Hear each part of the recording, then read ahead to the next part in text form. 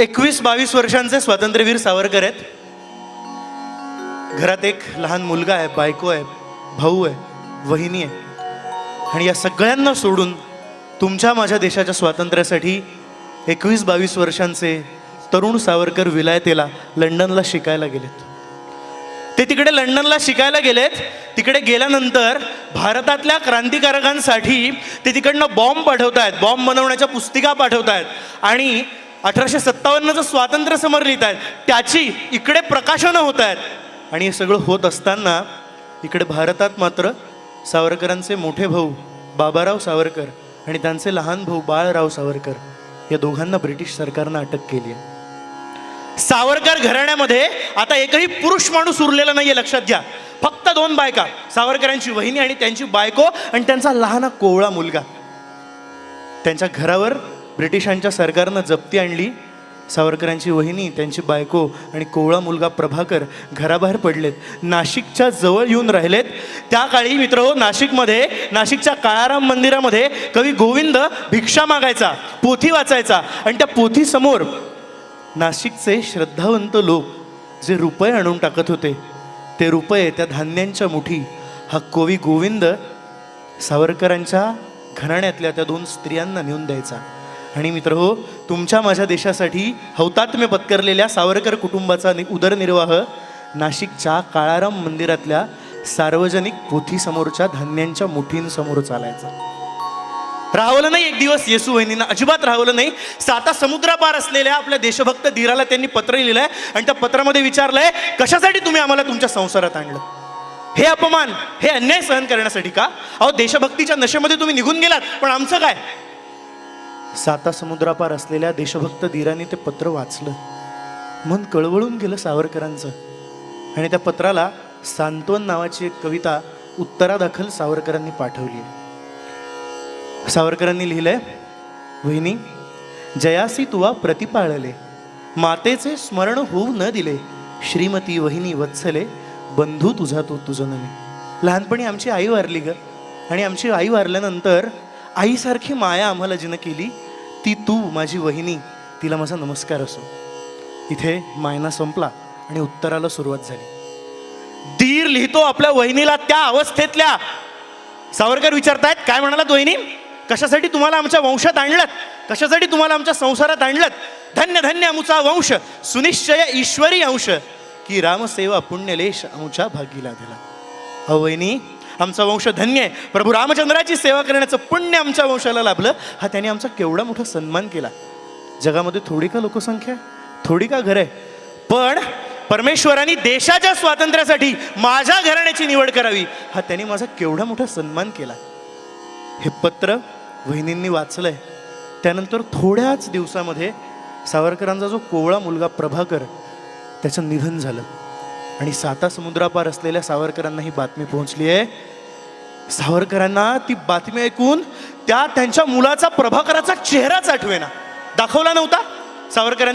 सावरकरांनी प्रभाकरास नावाची कविता लिहिली आणि म्हटलंय, नव प्रसव तव जननी मजला दावीत असत आहे. तुझी आई प्रभाकरा, तुझी आई मला दाखवायला आली होती, पण अविभक्त कुटुंब पद्धतीतलं ते सावरकरांचं कुटुंब, ती आई उघडपणे आपलं मूल त्या बापाला दाखवू शकत नव्हती. ती माझ्याजवळ आली, तुला मी जवळ घेतलं आणि तुझ्या त्या पहिल्या स्पर्शानं, त्या प्रेमातील एकानं मी तुझा पटकन पापा घेतला. तेव्हा सुद्धा माझे डोळे मिटलेले होते, मला तू आठवत नाहीस. नव प्रसव तव जननी मजला दावीत असताही, गुरुजन मर्यादेने म्या बहु पाहिलेही नाही. यानंतर मग ब्रिटिशांनी सावरकरांवर निष्कासनाचा आदेश बजावलाय की तुम्हाला आता पुन्हा भारतामध्ये परत जाता येणार नाही. हा निष्कासनाचा आदेश बजावला आणि सावरकरांची प्रकृती प्रचंड बिघडली. एक दिवस लंडनपासून जवळच असलेल्या ब्रायटनला सावरकर गेलेत.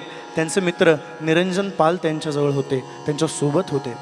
आणि जाता जाता स्वातंत्र्यवीर सावरकरांनी त्या समुद्र किनाऱ्यावर ते गेलेत आणि त्या समुद्राकडे पाहून सावरकरांच्या मनामध्ये कल्पना आली की एकाच वेळेस हा समुद्र मला आणि पलीकडे माझ्या मातृभूमीला स्पर्श करतोय. हा समुद्र मला स्पर्श करतो, पलीकडे माझ्या मातृभूमीला स्पर्श करतो, पण मला मात्र माझ्या मातृभूमीकडे आता जाता येत नाही. काय वेळ आली आहे माझ्यावर. आणि मग सावरकरांच्या अंतःकरणातून ते शब्द उमटलेत. सावरकर म्हणालेत, ने मजसी ने परत मातृभूमीला. सागरा प्राण तळमळला. मन तळमळत नाहीये सावरकरांचं, सावरकरांचे पंचप्राण आपल्या मातृभूमीसाठी तळमळत आहेत. इतकं सावरकरांचं त्यांच्या मातृभूमीवर प्रेम होतं, लक्षात घ्या. हळूहळू सावरकर त्या समुद्राशी बोलतायत. त्याला म्हणतायत, तू मला वचन दिलं होतंस लहानपणी, तू मला वचन दिलंस की तुला दूरवर घेऊन जाईल पण पुन्हा परत आणेल. तुझ्या वचनावर मी भुललो, इकडे आलो आणि अडकलो. शुक पंजरी वा हरिण शिरावा पाशी, ही फसगत झाली ऐशी. पोपट पिंजऱ्यामध्ये अडकावा, हरिण पाशामध्ये शिरावा, त्याप्रमाणे तुझ्या शब्दांवर भुलून मी हे सागरा इथे आलो आणि अडकलो. समजूत घालशील? इथे काय कमी आहे? इथे स्वातंत्र्य आहे, इथे पैसा, इथे संपत्ती आहे. तुझ्या देशामध्ये काय आहे? पारतंत्र्य, दारिद्र्य, अनाचार आहे, अनारोग्य आहे. सावरकरांनी लिहिलंय, नभी नक्षत्रे बहुत एक परिप्यारा, मज भरत भूमीचा तारा. असतील रे, आकाशामध्ये अनेक नक्षत्र असतील, पण मला मात्र त्यातला एकच प्रिय आहे, तो म्हणजे माझ्या भरतभूमीचा तारा. सावरकर आपली भावना व्यक्त करतायत आणि समोरून सागरावर लाटा उचंबळत आहेत. त्या लाटांवर फेस उचंबळतोय आणि त्या लाटांकडे पाहून सावरकरांना असं वाटलं की त्या फेसांच्या रूपाने हा समुद्र जणू आपल्याला हसतोय, आपल्या भावनांची टिंगल करतोय. आणि म्हणून सावरकरांनी त्या सागरालाच ठणकावून सांगितलंय की हे सागरा, तू जर माझी टिंगल करत असलास, माझ्या भावनांची हेटाळणी करत असलास, तर माझी आई त्या अगस्ती ऋषीकडे तुझी तक्रार केल्याशिवाय राहणार नाही, ज्या अगस्ती ऋषीनं तुला एकाच आचमनामध्ये गिळून टाकलेलं आहे. मग सावरकर म्हणतायत, नेमजसी नाही परत मातृभूमीला, सागरा प्राण तळमळला, सागरा प्राण तळमळला.